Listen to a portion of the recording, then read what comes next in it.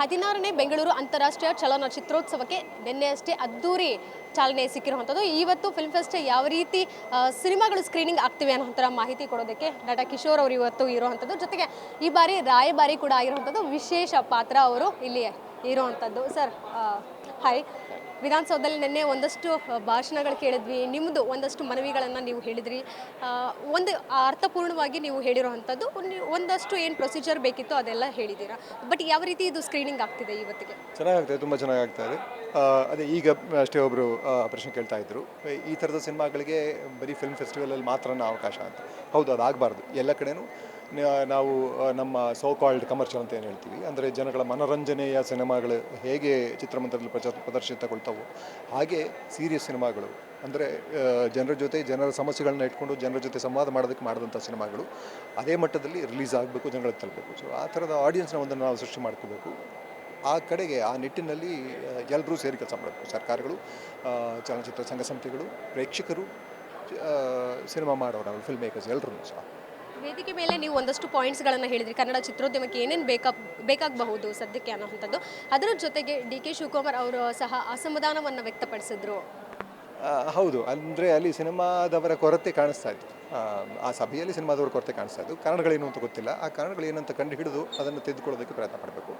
ಅಷ್ಟೇ ಹೊರತು ಅವರು ಆಡಿದ ಮಾತಿನಲ್ಲಿ ಒಂದೆರಡು ಪದಗಳನ್ನ ಹೇಳಿಕೊಂಡು ನಾವು ಅದನ್ನೇ ಕಾಂಟ್ರವರ್ಸಿ ಮಾಡಿ ಅದನ್ನೇ ಗಮನ ಕೊಡ್ತಾ ಇದ್ದರೆ ನಾವು ಸಮಾಜವಾಗಿ ಎಲ್ಲಿ ಯಾವ ಕಡೆಗೆ ಹೋಗ್ತಾ ಇದ್ದೀವಿ? ಕನ್ಸ್ಟ್ರಕ್ಟಿವ್ ಆಗಿ ಇಲ್ಲವೇ ಇಲ್ಲ. ನಮಗೆ ಕಾಂಟ್ರವರ್ಸಿ ಅಷ್ಟೇ ಬೇಕು, ಎಂಟರ್ಟೈನ್ಮೆಂಟ್ ಬೇಕು, ಅದರಲ್ಲೂ ಒಂದು ದೊಡ್ಡ ಹೈ ಬೇಕು ಅಷ್ಟೇ. ಅದಕ್ಕೋಸ್ಕರ ಹೋಗ್ತಾ ಇದ್ವಿ. ಬೇಕಾದಷ್ಟು ಸಮಸ್ಯೆಗಳಿದೆ. ಇದು ಅದಕ್ಕಿಂತ ದೊಡ್ಡ ಸಮಸ್ಯೆ ಅಲ್ವಾ? ನಮ್ಮ ಪ್ರೇಕ್ಷಕರನ್ನು, ನಮ್ಮ ಮಕ್ಕಳನ್ನು ನಾವು ಸಿನಿಮಾ ಎಜುಕೇಟ್ ಮಾಡ್ತಾ ಇಲ್ಲ ಅಂತ. ಸಿನಿಮಾ ತುಂಬ ಪ್ರಭಾವಶಾಲಿ ಮಾಧ್ಯಮ, ಸುಮಾರು ಬದಲಾವಣೆಗಳನ್ನು ಮಾಡ್ಬೋದು. ನೀವು ಸಿನಿಮಾ ನೋಡಿ, ಜನಗಳ ರೆಸ್ಪಾನ್ಸ್ ನೋಡಿ, ಎಷ್ಟು ಜನ ಬಂಗಾರದ ಮನುಷ್ಯ ನೋಡಿ, ಎಷ್ಟೋ ಜನ ಹಳ್ಳಿಗಳಿಗೆ ಹೋಗಿ ಸ್ವಸಹಾಯ ಸಂಘಗಳನ್ನು ತೆಗೆದು ಹಳ್ಳಿಯಲ್ಲಿ ಸೇವೆಯನ್ನು ಮಾಡಿದ್ದಾರೆ. ಸೊ ತುಂಬ ಪ್ರಭಾವಶಾಲಿ ಮಾಧ್ಯಮ. ನಾವು ಅದನ್ನು ಇದರ ಸಣ್ಣ ಪುಟ್ಟ ಮಾತುಗಳಿಂದ ಅಥವಾ ಸಮಸ್ಯೆಗಳನ್ನ ಇಟ್ಕೊಂಡೇ ನಾವು ಅದರಲ್ಲೇ ಕಳೆದು ಹೋಗಿ ಮುಗಿದೋಗ್ಬಿಟ್ರೆ ನಮ್ಮ ಸಮಾಜನೂ ಅಲ್ಲಿಗೆ ಮುಗಿದೋಗುತ್ತೆ. ನಮ್ಮ ಸಮಾಜ ಸ್ವಾಸ್ಥ್ಯನೇ ಅದು ಹೇಳುತ್ತೆ.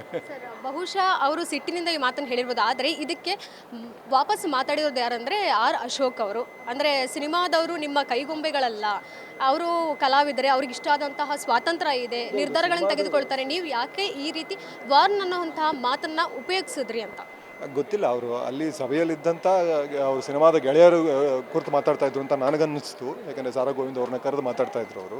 ಸೊ ಆ ಪರ್ಸನಲ್ ಲೆವೆಲ್ ಅವ್ರು ಮೋಸ್ಟ್ಲಿ ಅದನ್ನ ಹೇಳಿದ್ರು ಏನೋ ಗೊತ್ತಿಲ್ಲ, ನನಗೆ ಏನಂತ ಗೊತ್ತಿಲ್ಲ. ನಿಜ, ಸಿನಿಮಾದವ್ರು ಯಾರು ಕೈಗೊಂಬೆಗಳು ಆಗಲೂಬಾರ್ದು. ಸಿನಿಮಾ ಸ್ವತಂತ್ರವಾಗಿರಬೇಕು, ಸಿನಿಮಾಗೆ ತನ್ನದೇ ಆದ ಅಭಿವ್ಯಕ್ತಿ ಇರಬೇಕು, ಸಿನಿಮಾ ಜನಪರವಾಗಿರಬೇಕು, ಸಿನಿಮಾ ಜನರ ಸ್ವತ್ತು. ಸೊ ಯಾವ ರಾಜಕೀಯ ಪಕ್ಷದ, ಯಾವ ರಾಜಕಾರಣಿಗಳ ಸ್ವತ್ತು ಅಲ್ಲ, ಖಂಡಿತ.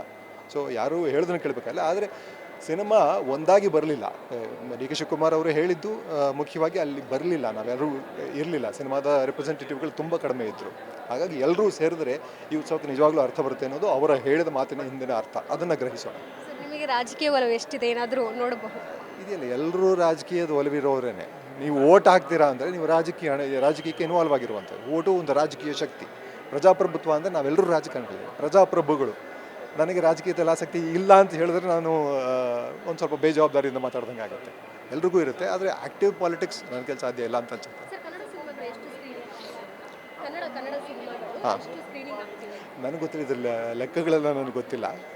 ನಾನು ಸಿನಿಮಾ ಎಂತೂಸಿಯಾಸ್ಟ್ ಆಗಷ್ಟೇ ಬಂದಿದ್ದೀನಿ. ಒಳ್ಳೊಳ್ಳೆ ಸಿನಿಮಾಗಳಿದೆ. ಆ ಬುಕ್ಲೆಟ್ ನೋಡ್ತಾ ಇದೆ, ತುಂಬ ಬ್ಯೂಟಿಫುಲ್ ಸಿನಿಮಾಗಳಿದೆ. ಸೊ ಎಲ್ಲರೂ ನೋಡಿ ಎಂಜಾಯ್ ಮಾಡಿ.